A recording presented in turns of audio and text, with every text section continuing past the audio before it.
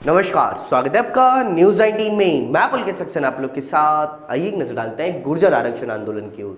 आपको बता दें कि गुर्जर आरक्षण आंदोलन अभी खत्म नहीं हुआ है, उनका जोश अभी भी उतना का उतना ही सामने आया है। आपको बता दूं, सरकार की ओर से कदम भी उठाए गए और सरकार ने बुधवार को आईएएस नीरज के पवन को बातचीत के लिए गुर्जरों के पास भेजा था। लेकिन जब बुधवार को नीरज के पवन वापस आ गए तो उसके बाद आज 4 दिन बीत जाने तक सरकार की ओर से कोई भी गुर्जरों के पास में बातचीत करने के लिए नहीं गया। आइए एक नज़र डालते हैं और क्या क्या गुर्जर आरक्षण आंदोलन में चल रहा है। देश में चल रहा गुर्जर आरक्षण आंदोलन लगातार जारी है। आंदोलन के मसले के समाधान के लिए राज्य सरकार के प्रशासनिक प्रतिनिधि वरिष्ठ आईएएस नीरज के पवन 2 दिन तक वार्ताओं का दौर करके बुधवार शाम को जयपुर लौट आए थे। उसके बाद गुरुवार और शुक्रवार को आंदोलनकारियों और सरकार के बीच में वार्ता का कोई भी दौर नहीं चला। आंदोलनकारी अपनी मांगों को लेकर के पटरी पर तंबू तान करके बैठे हुए हैं। उनकी जिद है कि जब तक मांगों को पूरा नहीं किया जाएगा तब तक वे पटरी से अभी तक नहीं हटेंगे। आंदोलनकारियों के साथ गुर्जर आरक्षण संघर्ष समिति के संयोजक कर्नल किरोड़ी सिंह बैसला के पुत्र विजय सिंह बैसला बैठे हुए हैं। आंदोलनकारी यहाँ नाच गा करके अपना टाइम भी पास करते हुए नजर आते हैं। बात तो मांगी नहीं, पिछले 1.25-2 साल से वही मांगे हैं, वही बात हैं, वही सिग्नेचर्स हैं, वही सब कुछ है। हो सकता है कि भूल गए हों, क्योंकि अगर 1.25-2 साल से नहीं कर रहे हैं तो कुछ तो बात रही होगी।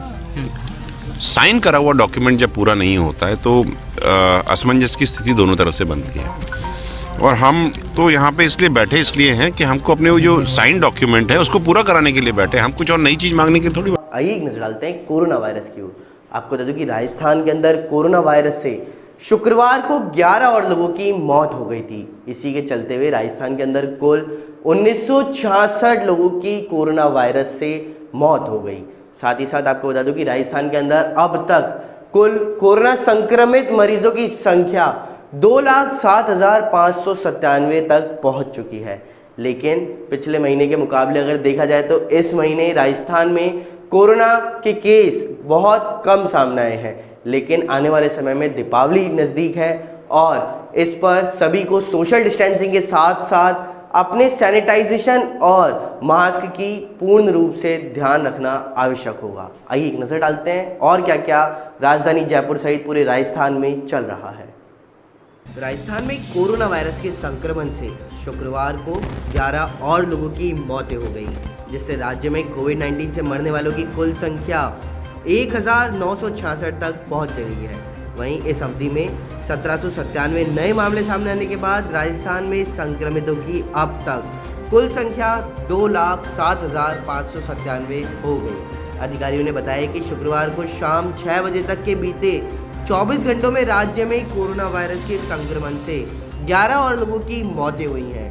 उन्होंने यह भी बताया कि इससे मरने वालों की संख्या अब बढ़ करके 1,966 हो गई। आइए एक नजर डालते हैं खास खबर की ओर। आपको बता दूं कि राजस्थान के अंदर कांग्रेस नेता सचिन पायलट ने विश्वास जताया कि जिला परिषद व पंचायत समिति चुनाव में भी कांग्रेस अपना परचम लहराती हुई नजर आएगी। कांग्रेस नेता सचिन पायलट ने शनिवार को विश्वास जताया कि पार्टी में आगामी जिला परिषद व पंचायत समिति चुनाव में भी जीत दर्ज करेगी। राज्य में 21 जिलों में जिला परिषद व पंचायत समिति सदस्यों के चुनाव 4 चरणों में होने वाले हैं। इसके बारे में पूछे जाने पर पायलट ने यहाँ संवाददाताओं से कहा है कि कांग्रेस के कार्यकर्ता नेता मजबूती से पहले ही अपना काम करते हुए नजर आए हैं, आज भी करते हैं। साथ ही हमें लगता है कि कांग्रेस के पक्ष में बने माहौल के बीच जनता को एक बार फिर कांग्रेस को वोट देने का मौका मिलेगा। शहर में हम लोग जीते हैं तो गांव में निश्चित रूप से ही जीत दर्ज करेंगे। राजधानी जयपुर में कांग्रेस नेता सचिन पायलट ने शनिवार को विश्वास जताया कि पार्टी राज्य में आगामी जिला परिषद व पंचायत समिति चुनाव में भी जीत दर्ज करेगी। राज्य में 21 जिलों में जिला परिषद व पंचायत समिति चुनाव के 4 चरणों में होने वाले हैं। इसके बारे में पूछे जाने पर पायलट ने यहां संवाददाताओं से कहा है कि कांग्रेस के कार्यकर्ता नेता मजबूती से पहले ही काम करते रहे हैं। लॉकडाउन के बाद अनलॉक होते ही कोरोना वायरस की महामारी भी अनलॉक हो गई है। सर्दियां और त्योहारों का सीजन भी शुरू होते ही कोरोना वायरस से संक्रमण के मामले फिर तेजी से बढ़ने दिख रहे हैं। आपको बता दूं कि राष्ट्रीय राजधानी दिल्ली में पिछले कुछ रोज से हर दिन 5000 से अधिक नए मामले सामने आ रहे हैं। दिल्ली में पिछले 24 घंटे में कोरोना संक्रमण के 6953 नए मामले सामने आए हैं। बिहार विधानसभा चुनाव में तीसरे चरण की वोटिंग शनिवार यानी कल संपन्न हो चुकी है। अब सबकी निगाहें 10 नवंबर को होने वाली मतगणना पर होंगी, क्योंकि उसी दिन तय होगा कि बिहार का अगला मुख्यमंत्री कौन बनेगा।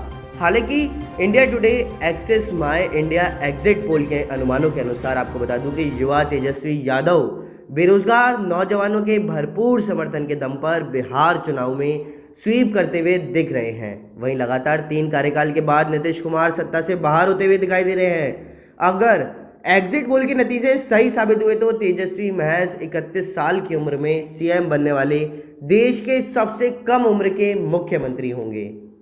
दीपावली से पहले प्रधानमंत्री नरेंद्र मोदी अपने संसदीय क्षेत्र वाराणसी को 33 परियोजनाओं की सौगात देने जा रहे हैं। 9 नवंबर को स्मार्ट सिटी योजना के तहत वह वर्चुअल कार्यक्रम के जरिए स्मार्ट काशी की नींव रखेंगे। इस दौरान पीएम नरेंद्र मोदी शहर के सभी वार्डों पुनर्विकास की योजना का शिलान्यास भी करेंगे। साथ ही साथ शहर के 128 करोड़ की लागत से 3000 एडवांस सर्विलांस कैमरे लगाने की योजना का भी शिलान्यास पीएम मोदी के हाथों ही किया जाएगा। आईपीएल के 13वें सीजन के क्वालिफायर 2 में रविवार यानी आज आबू धाबी में सनराइजर्स हैदराबाद और दिल्ली कैपिटल्स की टीमें आमने सामने होंगी। टूर्नामेंट में सही समय पर लय हासिल करने वाली सनराइजर्स हैदराबाद की टीम के हौसले अभी भी बुलंद हैं। इस मैच की विजेता टीम का सामना फाइनल के अंदर मुंबई इंडियंस से किया जाएगा। यह मैच भारतीय समयानुसार शाम को 7:30 बजे से शुरू होगा।